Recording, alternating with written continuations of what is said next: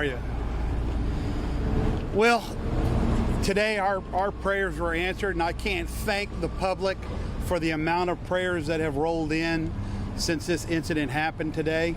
So I want to first by saying thank you to the public for their thoughts, prayers, because they were answered.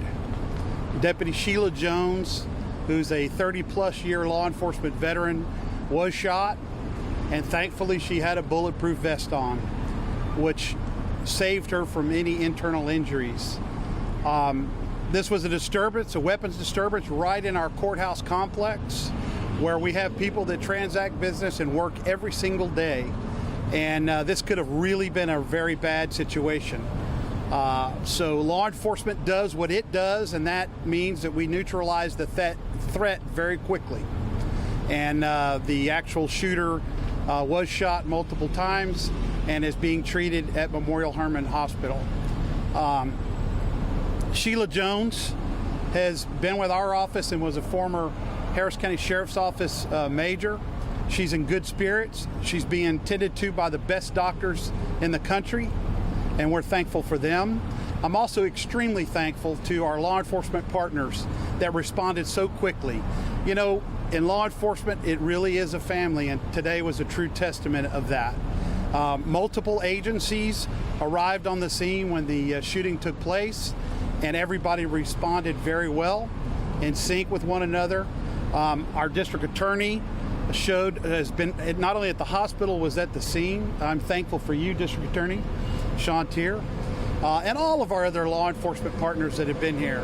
This was a very bad situation. This is the second active shooter case. There was one at Florida State University just a couple of days ago. So we're seeing more and more of this, unfortunately, but law enforcement did its job. The individual's going to be, our suspect's going to be charged with aggravated assault on a peace officer. It's a felony.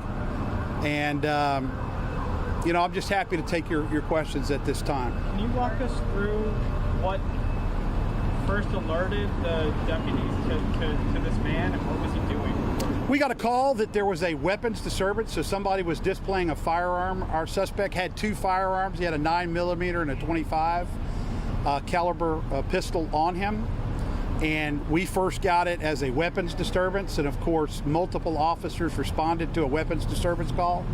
And once we got in the vicinity, he ran from us initially, and then of course turned around and took a shot at one of our officers, and they of course returned fire.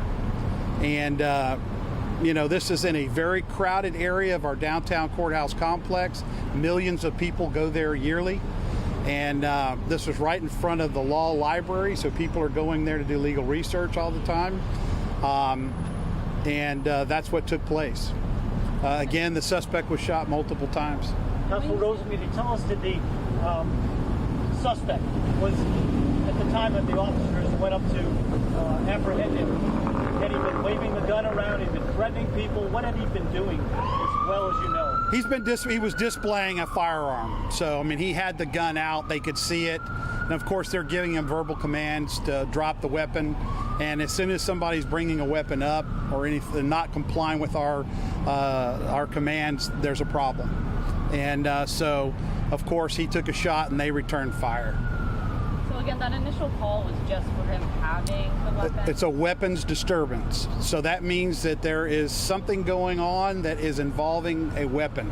It could be a firearm, it could be a bat, it could be any number of things. So it gets dropped as a weapons disturbance.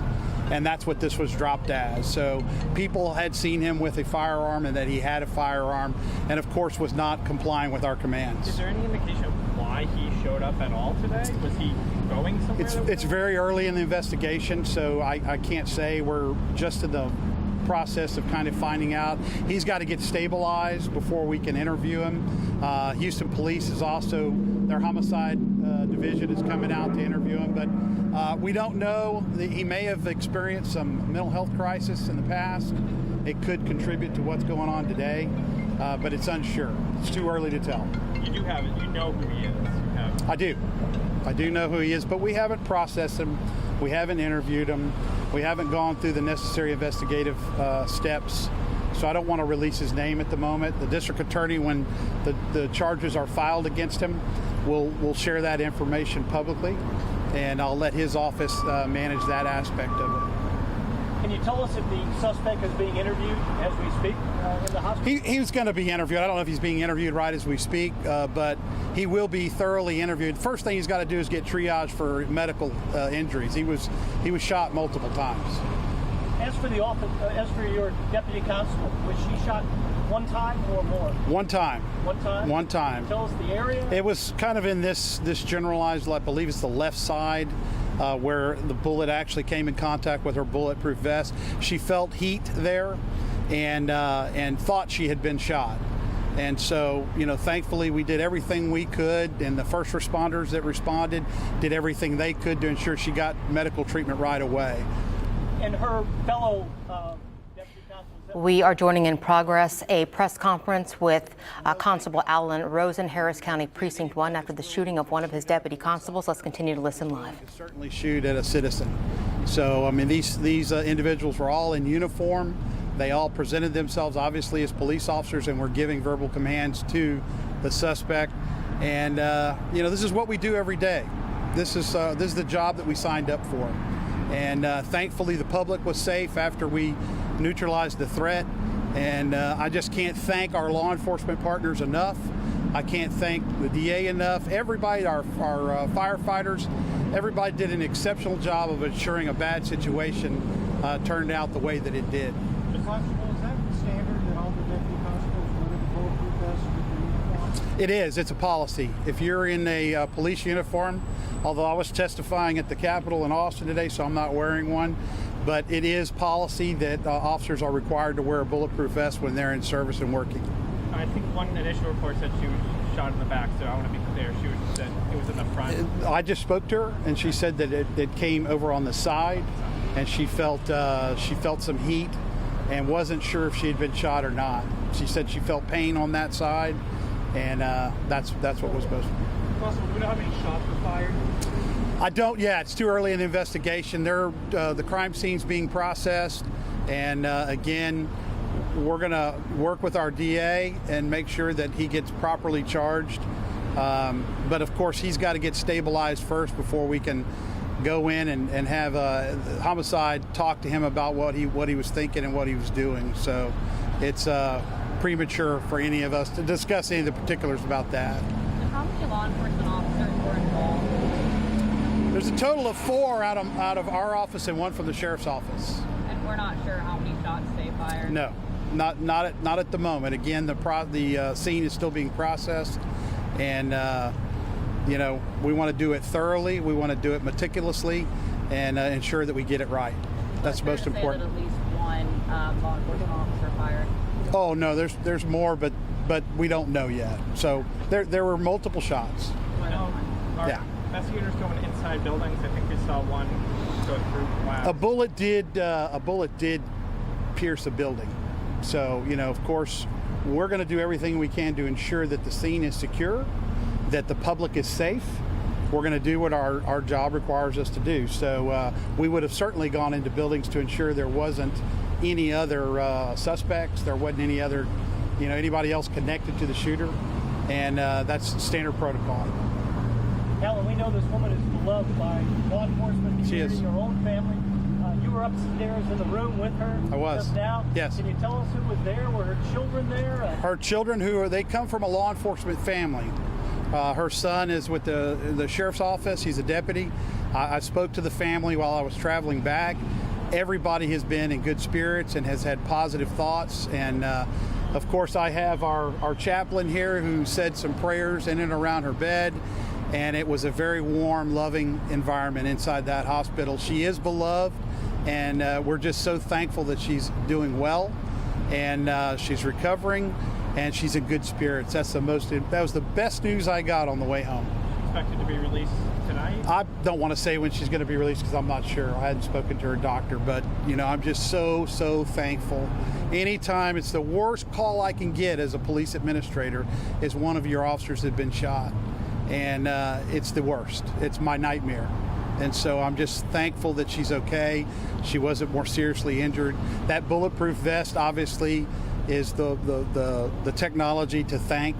And, you know, we're just really, really happy. It's a good day for the way this worked out. And the suspect being shot. Yeah, anytime a human being is shot, it's not a good thing. And that's the last thing law enforcement wants to do is engage somebody where they have to shoot them. It's the worst day for that officer, let me assure you. And you said no internal injuries? No internal injuries. And No, ma'am. The suspect, is he expected to survive? He is, but there's going to be a lot of surgery he's going to have to go through. Now, can you give us just a more clear idea of what her job was Sure. with your department? She's actually assigned to the downtown courthouse complex, which is responsible for the safety and security of anybody that works and transacts business at the courthouse complex. So she's actually specifically to the law library and that whole 1019 Congress building. And she is a career law enforcement person. We love her. She's part of our law enforcement family. And I was actually shocked. And some of the officers that were involved, one of them's about to retire. So imagine that. You're at the end of your career and you get involved in a situation like this. So she just does a great job. She's a people person. She cares about the job that she does. She cares about protecting the public, which is why she was where she was. Is responding to that call of a weapons disturbance, and she did it very, very well. I'm going to give our DA an opportunity to talk about maybe any of the charges or anything else. Sean, thank you so much for being here. Appreciate you, brother. I just want to echo Constable Rosen's sentiments about Deputy Jones. I have known her for most of my career. When she was a major and a captain in District 5 working traffic, I've made countless crash scenes with her. She's a staple, and it was no different today in the hospital. She is in great spirits, and just thank God she's okay. It really is a courthouse family, and her son is a bailiff in one of our district courts. I know the entire family, so this one was really close to home. And watching what I've seen so far from the investigation, she did what she always does. She runs toward the danger when others run away. She is the consummate hero. She saw a situation that could have been catastrophic. He was armed with multiple firearms, displaying them, and obviously willing to shoot. And because of her, we don't have a mass casualty event. Because of her. So just, she's a hero. She should be celebrated as such. So far, we have accepted aggravated assault on a peace officer for one individual. Deputy Jones is the complainant. As we go forward, and Constable Rosen talked about the length of investigation we're going to have to do on this scene. We're going to have to chart the weapons. We're going to have to do a lot of trajectory, but I anticipate filing additional aggravated assault of peace officers on this individual for every person that he put in danger in that vein. We've also accepted tentatively felon in possession of a firearm twice. The reason that we're not releasing his identification is because we're getting him stabilized. Then we're going to positively identify him, whereby we'll begin the process of filing the felon in possession of a firearm on him as well, because we want to make sure that the information and the person that we believe we have is that person. And if that's the case, then those charges will be added on as well. Each of the aggravated assault of peace officers carries up to life in prison. It's a first-degree felony. And the felon in possession of firearms will be second-degree felonies because he's a felon and brandishing the weapons outside as opposed to just possessing them in a car. So we're gonna file whatever charges are appropriate and we can. and we're going to continue to do so on an ongoing basis as the investigation proceeds. And at this moment, he's charged with not simply, but solely with aggravated assault on a peace officer. That's right. And those are, the way the process works is that we accept the charge. That places him in the process of being detained and having the charges actually filed. Because he is at the hospital as opposed to the Joint Processing Center, it's a slower process for us to get the documentation, to get what we call a mobile AFIS, fingerprinting to positively identify him. All of those things are slower. It's called blind booking. But we anticipate that in the next 24 hours, having the charging documents for, at the minimum, that one case filed. But he is currently in custody and will remain in custody. Can either of you clarify when something changes from an open constitutional carry situation to a weapons complaint? We've got Sure. some readers that have asked. Yeah, no, Go for it. So, in the constitutional carry realm that we live in, you are allowed to have a firearm in plain view, holstered.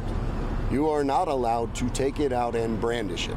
That becomes a weapons disturbance, and at no point, if you are a convicted felon, are you allowed to possess a firearm in the public. After a certain number of years, you can have a firearm at your home.